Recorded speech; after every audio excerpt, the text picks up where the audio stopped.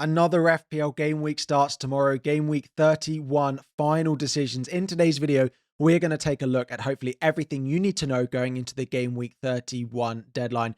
We will, of course, discuss my team and my potential assistant manager this week. We will have updates on flag players, of course, like Gabriel and Alexander Isak as well. We will have probably the most requested question this week of looking at a game week 31 wildcard. We'll talk about chip strategy. We'll talk about players to buy, Gabriel replacements, everything in your final decisions for game week 31.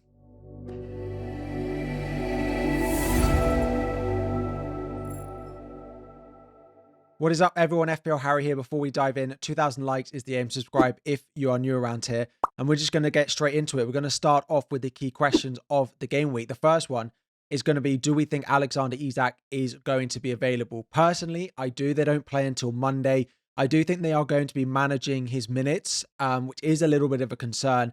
I did have the Campty armband on him so far this week, and I am considering moving it back to Mo Salah now. I do think there's a very good chance that Isak is probably in the squad, but could he start and get reduced minutes like we saw at the weekend, or could it be an opportunity that Callum Wilson potentially gets a start? Because no offense to Leicester, Newcastle can probably beat them no matter whether it's Isak or Callum Wilson up front, and it could just be an opportunity to reduce the load on Isak, given that they do play 3 times in a week next week with some more difficult opponents that he will be wanted to play against in Manchester United, Crystal Palace and Aston Villa as well. So it's probably enough for me to move the Campty armband off him, but I do plan on starting him in my team.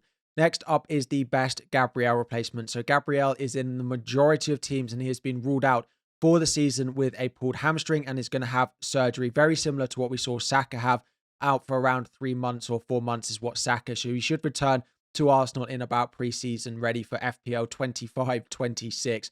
In terms of replacements, I do think Saliba is probably the one I'd go to. You could go to Timber.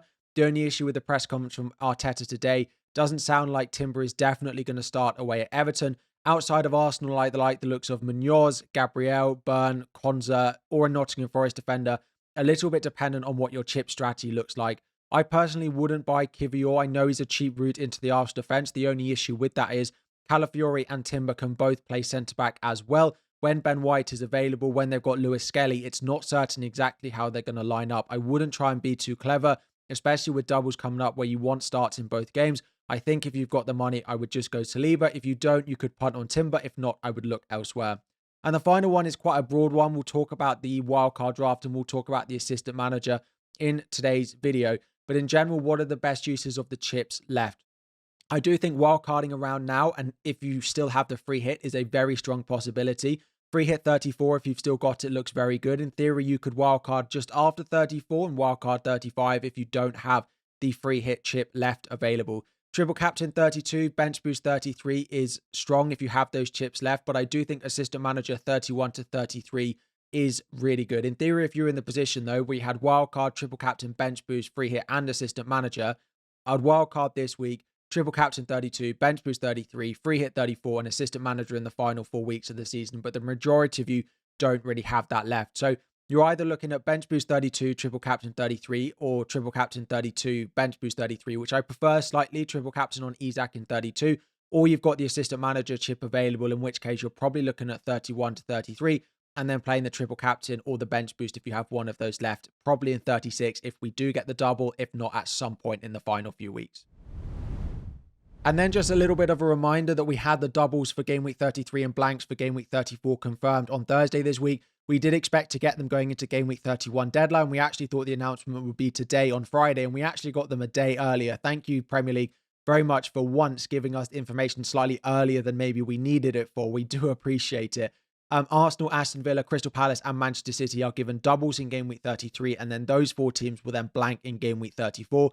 Nottingham Forest and Brentford, although their fixture had to move, it does remain in game week 34. It's then just played on the Thursday night in the midweek of game week 34. So 4 teams with a double followed by a blank. Again, highlights why it's a very good opportunity to be playing your free hit. In theory, you could free hit 33 and then just fill up your team with players that play in 34. But I think the majority of us will be looking to play the free hit in game week 34. Load up on Arsenal, Palace, Aston Villa, City players, because also they might have a double in game week 36 as well. The 2 out of those that reach the FA Cup final, so Villa, Palace, Man City, but also Nottingham Forest, the 2 of those may double in game week 36 that reached the FA Cup final. But for now, doubles confirmed in 33 and blank confirmed in 34. Next up, a bit of injury news from probably the 5 teams that there needed to be some from. Starting off at Newcastle, we've spoken a little bit about Alexander Isak already. Trippier does have a little bit of muscle fatigue, so I wouldn't be looking to buy him. If you own him, you can keep him and maybe start him against Leicester, but I wouldn't be buying him. And Gordon is yet to return to team training. He's been training individually. They do play on Monday night. Again, he's probably a no buy. If you own him and want to start him, or own him and want to keep him, that's okay. But I probably wouldn't be buying him new, and I would just go with Jacob Murphy. At Arsenal, we've already spoken about Gabriel being out for the season. Timber is in line potentially to be available. There wasn't that much. They basically got to say that they've got to check them this afternoon ahead of the game in the early kickoff tomorrow. And Saka could start, but Arteta was giving very little away. Now, he gave too much away going into the Tuesday deadline, and then he didn't start. And maybe this is his way of saying, well, I'm not going to give too much away, and then maybe he does start. But Timber feels very touch and go. I wouldn't be buying him, I don't think, this week. And then I do think Saka is a start if you own him. Then we're looking at Bournemouth. The one we've got there is Kluivert. It doesn't look like he's going to be available for the squad. I'm almost certain he won't start based off the comments that we got from Iraola in the press conference. If you own him, I'd probably be looking to bench him or sell him this week. And Nottingham Forest, there wasn't really much update on Chris Wood. It does sound like they're still taking it day by day with him, which in theory could mean he might play Aston Villa, but I'd be very surprised if he was back for this fixture. And finally, we're having, also at Nottingham Forest, Ola Aina, the second most highly owned defender in the game at the moment, is actually out for game week 31. The chances are he'll probably miss game week 32. He'll return about game week 32, 33 or 34. Nottingham Forest are not very good at putting timeframes on some of their returnees from injury, but it's almost certain he won't play Villa this weekend.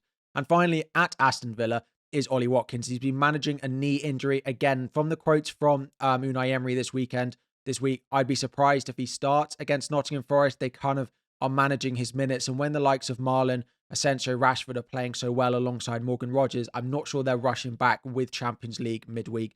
Again, Ollie Watkins is probably not a buy if you don't own him now. So with that in mind, who are the best players to buy? Starting off in goal, again, a lot of this will depend a little bit on your chip strategy. David Raya and Martinez are probably the best goalkeepers to look at because they double in game week 33. But again, depending on your chip strategy, for example, if you free hit 33, you can't buy those two. Other goalkeepers that you can have a look at, Areola, Sells, Verbruggen, Kepa, probably as your backup, are ones to have a look at. I've gone with Areola. Pope and Henderson also, they double in game week 32. So it will depend a little bit on what your chip strategy is and what other goalkeepers you'd be considering. Into defense, of course, as I said, there's no Timber here. Saliba is the one I would go with of Arsenal. I think he's the best defender replacement for Gabriel if you need an Arsenal defender. I'd go with Dan Burn as my Newcastle pick. He didn't pick up a yellow card, so now it's to get booked in 2 out of 3 games to pick up a suspension, but 2 out of 2 games for it to impact them in the double in game week 32, which I'd be very surprised if it happens. He also feels the most likely just pick up a 15-pointer with a goal as well. I probably would go with him over Livramento, and I wouldn't be spending the money on Trippier or Fabian Schär now. Then it's Munoz, and then it is Gvardiol. These two are very popular. Again, you have Munoz competing with other good Crystal Palace assets, though. Gvardiol is in at number 4. If you can't afford him, I don't think it's worth picking other Manchester City defenders in the likes of Diaz or Krishanov. I would just go elsewhere because their attacking threat is not good enough to make up for actually the lack of clean sheets that they keep, despite keeping one against Leicester. Number 5 is Ezri Konsa. He's probably the safest. I have toyed with putting Luca Dean in this list, but with Daniel Marlin there, he started 4 Premier League games this season. Is there a chance he plays this weekend or Southampton because of the PSG games? Yes, possibly. So I would go with the safest ones, which is Konsa. A few of you have been shouting Pau Torres in the comments. He's better for bonus points, but again, Tyrone Mings is available and could play matches over Pau Torres when there's lots of games coming up. Konsa is the safest and most reliable, and the same with Disasi. I wouldn't go there either. And then others, a bit like the goalkeepers, I'd look at Nottingham Forest defenders or someone like a Wan-Bissaka, depending on when you plan on bench boosting. Wan-Bissaka is good because he plays Southampton at home in game week 33, but Williams has a better end to the season and also plays Everton at home in game week 32. Into midfield, the Brighton midfield has actually come out on top because of the fixture this week and, of course, the nice double that they have next week. And they're probably better assets in general than the Newcastle guys. So we've gone with Sarr and Eze. I just think Sarr is better value. I do like Eze if money wasn't a factor. Sarr has had 17 big chances this season and Eze has only had 7. He's created more, but Sarr's goal threat feels better. Then it's Jacob Murphy, of course, with the Gordon update. I wouldn't recommend him buying. I do think Saka probably starts, and I do think we'll want him for the double in 33, so he's in at number 4. I've gone with Rodgers in at number 5. I've gone with him over Rashford and over Asensio just because of minutes. If you want to take a punt, Rashford and Asensio are definitely worth it, but they're more expensive than Rodgers and are likely to play less minutes and start less games. So I probably would go Rodgers. And actually a really interesting punt, if you don't, like for example, if you've got Gabriel and don't want to go Saliba, Mikel Merino as a midfielder, if you're looking to buy one, could be a really interesting differential punt. He's played 90 minutes in all 5 of the last Premier League games. Now, with Champions League back, could that alter things? Maybe. Could they play Trossard up there? Maybe. It comes with a little bit of risk, but could be a really nice differential at just 6 million. And then we're moving up front. Marmoush is in at number 1 with their fixtures, playing up front for City. He had a load of chances against Leicester. Then it is Isak. Then it is Mateta. Mateta's slightly lower down just because of the other alternatives at Crystal Palace. If you don't want to go there, I've said I probably wouldn't buy Watkins based on the update. Then it is João Pedro, and then it is Evan Nilsson if you're looking at the 2 cheaper ones. Let's rattle through and have a look at the benching rankings then. Starting off in goal, David Raya is in there. You've got Pope, Martinez, Henderson, Jose Sarr, Kepa, Ederson, Areola, Sells, Flecken and Pickford, but majority of you don't really have benchings for goalkeepers anymore, with most of you going with David Raya, who's unlikely to be benched anytime soon. Then we're moving into the defenders, midfielders and forwards, of which we have 30 in the list. If you've got Palmer, Marmoush, Isak and probably Saka, I'd probably be starting all of them in your team. Mateta is up there. I've gone with Jacob Murphy just over Phil Foden just because of reliability for minutes that you're probably going to get with Murphy. Foden is over Eze and Sarr just because Palace have looked a little bit tired over the past couple of games. And Burmo, Fernandes, if you still have held them and you haven't wildcarded, then are quite high up the list. Savinho, Evan Nilsson, Visser, and then Morgan Rogers. Outside of that, Alanga is a difficult fixture, but is reliable for minutes. Visser. Then you start to see some of the defenders creep in. So we've got Saliba. I would definitely start. I probably would play Munoz over Gvardiol. Now on this list, they look miles apart. That's because there's loads of players from the same team. So then we've got Gordon, if you own him, that's probably where he'd go. Rashford, Asensio, Dan Burn, Livramento, Trippier, then Kirkes, then Timber if you still own him, and Gvardiol in there. Williams of Nottingham Forest, but other Nottingham Forest options down towards the bottom as well. So just going back and having a look at some of the predictions for the actual games that we've got in Game Week 31. Clean sheets are incredibly difficult to predict outside of Arsenal. Arsenal, the only team to break a 40% clean sheet. The other one is Newcastle. So if you're going for a Dan Burn, a Livramento, that's probably the other one. Outside of that, no one really passes much past a 30% barrier, which is just pretty much guesswork at that point. Newcastle, and of course, Arsenal. So if you are looking for a Gabriel replacement, that's probably where you need to go. There are also not that many teams predicted to score over 2 goals. And actually, we only have 2. The first one is Spurs, who we don't really own and are actually predicted to rotate pretty heavily against a Southampton team because of the fixture and also because they play Europa League on Thursday as well in what is their most important games left this season. And then the other one is Newcastle on Monday night, which we are hoping Isak is available for. If you've got Gordon, you'll hope he'll play. I feel like you've got to play Murphy. You've got to play Isak if you own them. So having a look at a wildcard draft, if you are looking to wildcard this week, just as a note, this is looking to bench boost 33, free hit 34. If you've still got the triple captain, you'd play it in 32. And if you've still got the assistant manager, we would play it towards 35, 36 at the end of the season. We're going with Ryan Martinez, who are my top goalkeepers to buy. If you do not have team value for Martinez, I would downgrade him and I would go with Areola as 4.2 with Southampton at home to be useful on the bench boost. That is also why Wan-Bissaka is the cheaper defender we've gone with, rather than picking someone like a Neco Williams or a Milenkovic, for example. The other thing that a lot of people have asked me is why you could just put an Ezri Konsa in there. The only issue with that, in Game Week 33, a lot of people will plan on doing Isak to Watkins and Murphy to Rodgers as part of the bench boost. So if you've gone Martinez and Konsa, you'll only be allowed to make one of those 2 attacking transfers. So I would prefer, because the double for Villa is not that great, to go with one of Martinez or Konsa. So in theory, if you're light of money, you could go Areola, Konsa. That's absolutely fine. But I probably would only go with one Aston Villa and one West Ham, because that allows Isak and Murphy to Rodgers and Watkins if you want them once Game Week 33 does roll around. In defence, it's Saliba, Burn, Munoz. We've benched Wan-Bissaka and we've actually benched Gvardiol. I just think the 3 starters are probably the better 3 over Gvardiol this week. We also don't know if Gvardiol is going to be staying at centre-back or going back to left-back for this fixture. If he stays at centre-back, the attacking threat does drop quite a lot. Into midfield, so we've actually gone with Savinho. I'm not sure I'd be punting on Foden, and with a few of the other bits in here, I'm unlikely many of you could afford Foden in that position regardless. So Savinho drops to the bench away at Manchester United. We've gone with Saka, Sarr, Salah, and Jacob Murphy, with Isak, Marmoush, Mateta up front. I would love to recommend an Isak captaincy, but I'm not certain we can be sure that he starts, so it is on Mo Salah in this draft.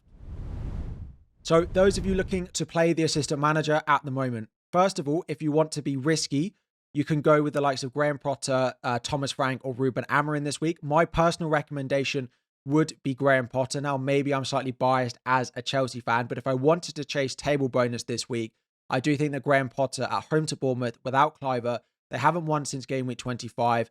It is a home fixture for West Ham, although they haven't been great, is probably where I'd go. And if you're chasing rank, going Graham Potter followed by Glasner for 3 out of 4 table bonus. So in theory, 4 out of 5 matches with table bonus. That is probably the best way to go. However, if you're looking safe like me, you're looking at the likes of Eddie Howe is probably the best bet because, of course, Leicester followed by a double, and then you can look to move it on. In theory, there are a few others that you could potentially have a look at if you want a table bonus. Frank, you've got at home to Chelsea, Amorim in there as well. You're kind of left with 2 options. Well, 3 options. The option 1 is you go Eddie Howe and you move it in game week 33, or option 2 is you go Glasner. Now, if you go Glasner, you have the possibility that you either go Glasner straight away for Brighton at home, or you go for the likes of Graham Potter first and use a transfer.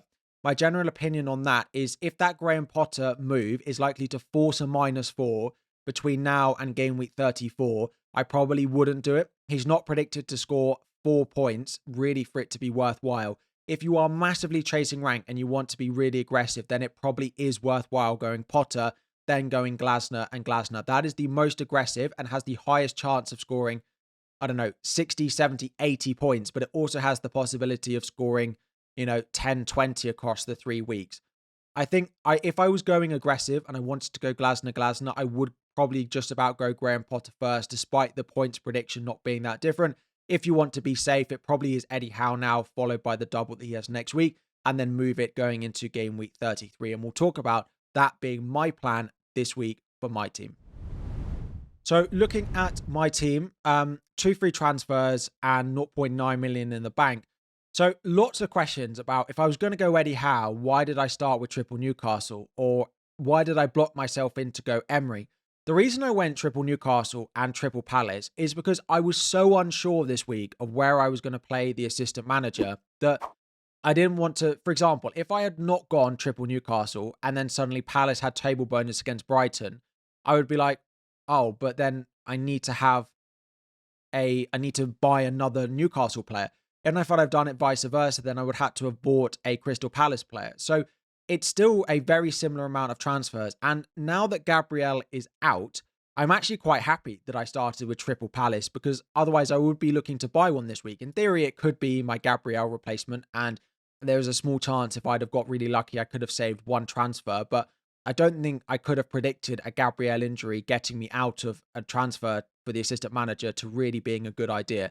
So first of all, in looking at my team, I really want to captain Isak, but I don't think I've got enough security of minutes for him. Even if he starts, I still think 60, 70 is the max we're going to get from him, particularly against Leicester. Now, we could have done damage in that time, but I have moved it back to Mo Salah. Looking at transfers and looking at assistant manager, I'm almost certain that Gabriel will go to Ezri Konsa. Again, I've said earlier on that I have toyed with Luca Dean, but he's just too many early subs. Like, he's even started games and come off at half time because of the amount of fixtures they've got. So I do think I will just do Gabriel to Ezri Konsa. And then it leaves 2 transfers, right? Either Burn to a Forest defender in Milenkovic, or Murphy to, I actually think, Alanga. In my video this morning, I said it was Rodgers, but I have noted that if I went Rodgers, I would have 5 midfield. I would have 7 attackers. Basically, I'd want to play, or 8 attackers I'd want to play in game week 33, because I'm going to do Isak to Watkins as well. So I'd be like benching Salah away at Leicester, or I'd just be benching Rodgers regardless, or I'd be benching Foden, or I'd be benching one of my Palace players. So it doesn't actually make sense for me to do Murphy to Rodgers. I may as well do Murphy to Alanga. So Gabriel will go to Konsa, and then Burn or Murphy almost certainly will go to a Nottingham Forest player. It will either be Milenkovic in defence for Burn, in which case I will probably start Konsa over Milenkovic. If I buy the midfielder, if I buy Alanga, I will bench Alanga and play Sarr. The most likely scenario for my team is I do Dan Burn. As I've said, Eddie Howe is much better at covering a defender than he is covering an attacker. So if they keep a clean sheet, Dan Burn gets 4 points for the clean sheet and Eddie Howe gets 2 of the 4. Whereas if Murphy scores, Eddie Howe in theory only gets 1 of the 5. So I think it's better to try and cover the defender. So I think the idea at the moment and the plan is still, I haven't done the transfers yet, will be Gabriel to Konza, Burn to Milenkovic, and assistant manager on Eddie Howe. And the other benefit to that, of course, because I'm selling Gabriel in game week 33, I then won't have triple Arsenal for their double, and I can move from Eddie Howe to Mikel Arteta in game week 33. I'm not expecting 50, 60, 70 points. It's almost impossible I get that unless teams win 5-0 every week. But I think Arnie Slot, if you went Arnie Slot in 24, 25, 26, and just went Arnie Slot for 3 weeks, he scored 38 points. So that is really my target. I probably need him to be winning 3 or 4 games at a minimum. It's possible that if I get 5, I'd beat that. But 38 is probably what I'm aiming for to try and combat what Arnie Slot got earlier on in the season. And that is all for Game Week 31 Final Decisions Complete Guide video. I'm trialing a couple of different titles in here because it basically is a complete guide going into the deadline, but it is also to help with your final decisions as well. So let me know which title you think's best if you care, and actually which thumbnail you saw, because I'm going to test a couple, which you can very fancily do on YouTube as well. So deadline stream is on Saturday morning, 9 a.m. to the usual 11 a.m. deadline. Eddie Howe is on the thumbnail, as it looks like it's going to be the assistant manager chip for me this week. Drop any questions you have in the comment section down below. I'll do my best to answer as many as possible. If not, bring them to the deadline stream on Saturday, which has already been scheduled. Click the link above if you haven't already. 2,000 likes is the aim. Subscribe if you are new around here, and I'll be back again very soon.